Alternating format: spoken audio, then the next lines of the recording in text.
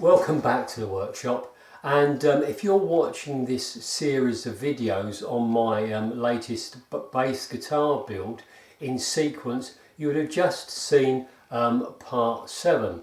So in real time, since part 7 ended, 3 weeks or so has passed now to the first bit of work that I do in part 8. Had I filmed what went on during those 3 weeks, it would have been literally like watching paint dry. So let me show you what I've been doing.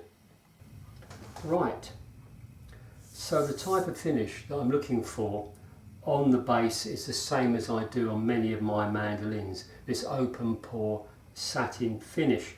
What I like about it is, one, it looks incredibly natural, and two, it's a really lovely, super smooth, slick kind of texture to it, particularly on the neck. You know, you don't get that stickiness that you sometimes feel on really high gloss synthetic lacquers. So I've sprayed onto this 12 coats of a cellulose based product.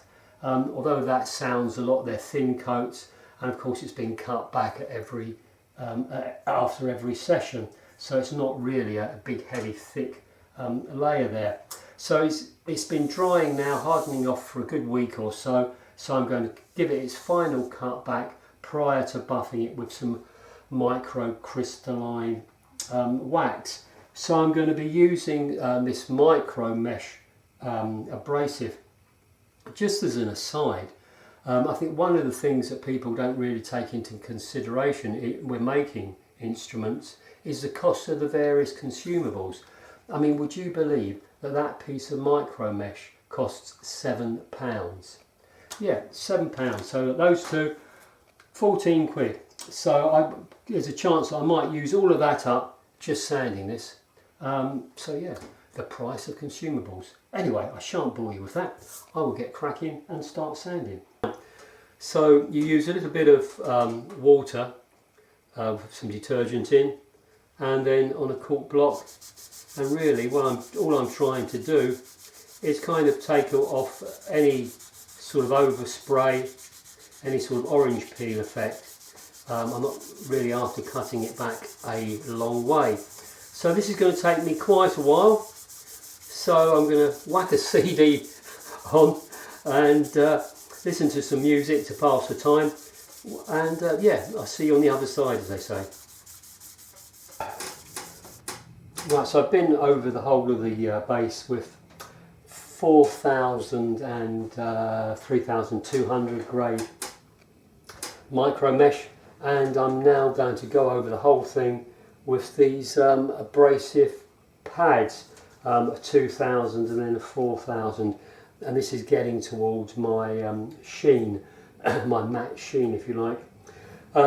If you really wanted a high gloss finish, like I do when I maybe French polish a mandolin, I'd work on the micro mesh and go right the way to 12,000 before using a polishing compound, kind of a burnishing cream. But for this satin finish, that's not necessary. So yeah, start with the pads. And I use them on a cork block because that helps obviously keep everything nice and flat. Well, I've been through the different grades of abrasive, so I'm now going to wax the body. I use a microcrystalline wax, and the first application that I put on, I actually use one of these 4000 grit pads, and then I'll buff it with a piece of rag, and then I'll apply it again just with a piece of rag. Yeah, it all sounds a bit pedantic, but you know, it works for me. So yeah, so nice double wax, and off we go. I mean, I don't know if you can see it, but straight away the whole texture seems to stand out in the grain pop. Yeah, and you want to keep going. until the wax kind of disappears, until it dries. You can feel it dry, and then you're kind of taking it back off again. Right, so I should be doing the whole front first of all, and gradually working my way around the instrument. And I suppose what I'm doing is really trying to work the wax into the grain. You know, the wax isn't just to make it shiny, it's actually part of the whole finishing process. Well, I'm sure you've seen Karate Kid. Wax on, wax off.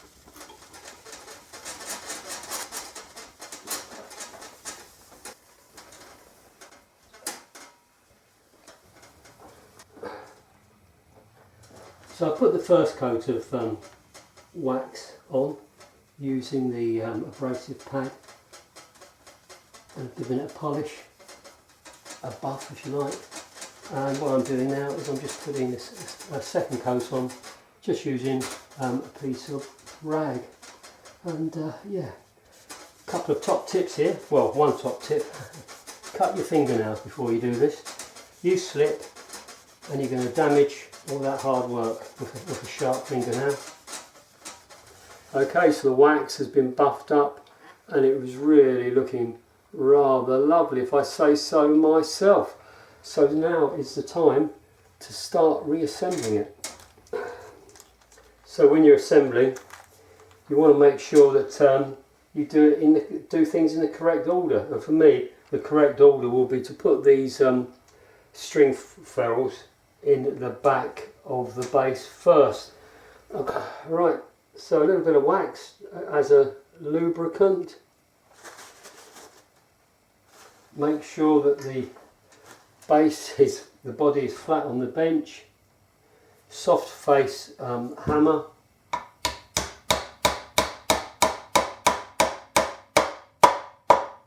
Yeah, and we're home. So keep your bench tidy whilst you're doing this sort of thing. It's quite easy to get a build up of tools, and you know what you don't want to do is be concentrating on doing a job here and damage the guitar at this stage by resting it on something that shouldn't be on your bench. Right, next step for me is the tuners.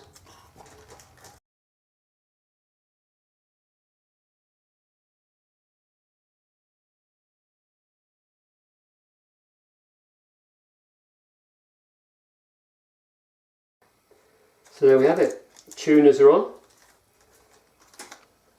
And again, put everything away before I go on to the next stage. So to be in keeping with my vintage inspired theme, I wanted to mount all of the controls on a chrome plate of some description. So I bought this blank Telecaster plate, so you can buy them chrome plated and then drill your own holes in them.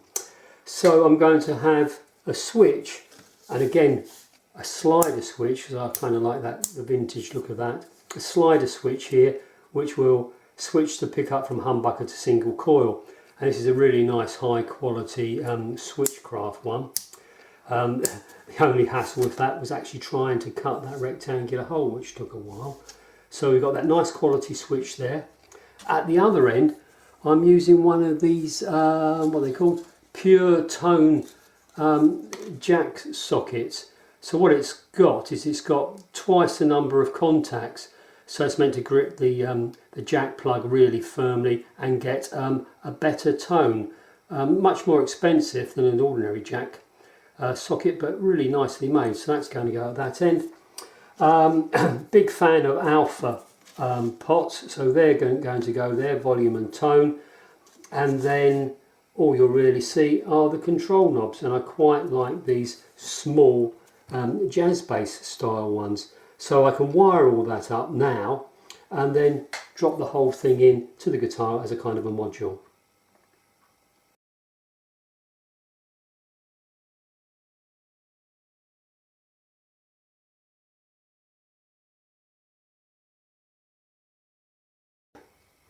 Right, on to the next step.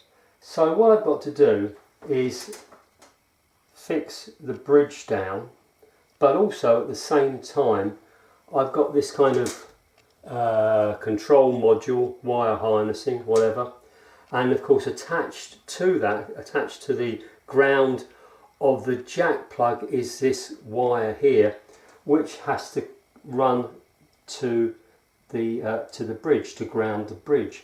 So I need to put that wire through the body, fix this down, and then I can put all of the controls and the pickup in. As you can see, I've painted the inside of the control recesses with some conductive paint to aid the shielding. You might notice that there's a big black blob of that paint here. That's not due to my carelessness. The idea is that once that chrome plate is screwed down, it will actually make electrical contact, if you like, with the paint, and all of this shielding paint will be also connected to the ground. So it should really enhance the whole shielding of the instrument and keep it as quiet as you possibly can get it. So yeah, a bit of jiggery pokery getting that wire through, and we can fix everything on. Oh, one green garden wire, invaluable for the construction of electric instruments. Why, I hear you ask. Right, so there's my garden wire attached to the ground wire with a little bit of tape, and hopefully I'll be able to pull that through the channel like so. Hey presto. So what I can do now is strip the end of the wire and fix the bridge down, and then of course the bridge will have contact with the ground.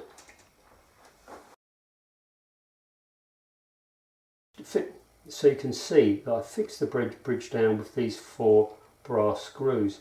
I guess it's worth saying that when you look at a top loading bridge, you'll probably see at least 6 big screws fixing the bridge down. Now the reason for that is, of course, the strings are actually physically pulling the bridge off of the body, so you need those extra screws. With the strings coming through the body, the strings are actually pushing the bridge down on to the body, and all these screws do is really hold the bridge in the correct location. And of course that is the reason why I prefer the through the body setup. One, you're not stressing the bridge and these screws, and the other thing is, with the strings pushing down onto the body, to my mind it's got to sound better, isn't it?